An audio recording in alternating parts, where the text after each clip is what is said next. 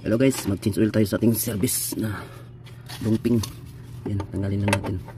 Kung owner kayo ng sasakyan ay kaya nyo rin mag-change oil. Change oil lang naman.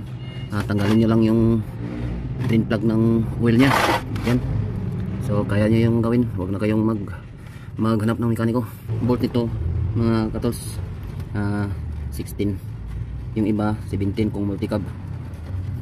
Madali lang mag-change oil. Huwag na kayong tumawag ng mekaniko. Tanggalin lang naman tong ano. Yan. Bolt lang. Napaka basic lang, dali lang tanggalin to. Ano? Oh. So, madali lang mag-change oil guys. Huwag na kayong tumawag ng mekaniko. Isang bolt lang tanggalin, saka yung fuel oil filter lang.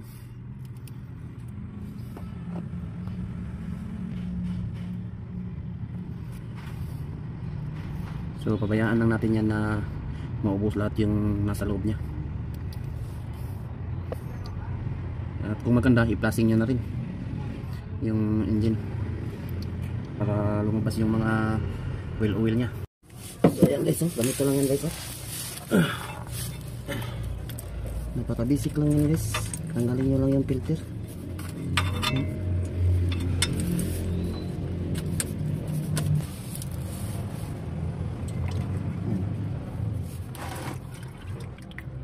Yan lang, ito lang tatanggal niya, filter.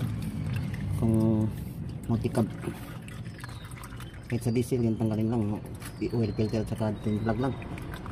Yan lang. Ay, pumasok. Ito yung bago niya guys. Kabit lang natin ito. Yan.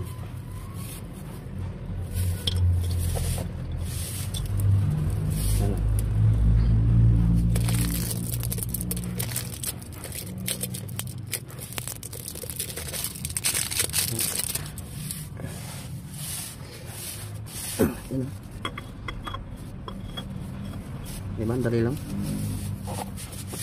Tapos higpitan nyo lang sa kamay guys. Huwag nyo lang higpitan ng ano, yung pang ano nya, pang tanggal.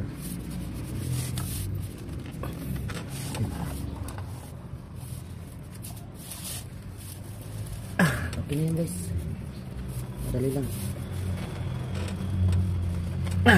Yan. Okay na.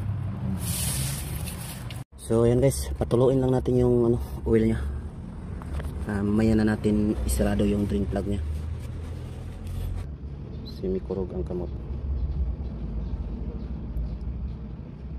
Yan, kurog-kurog.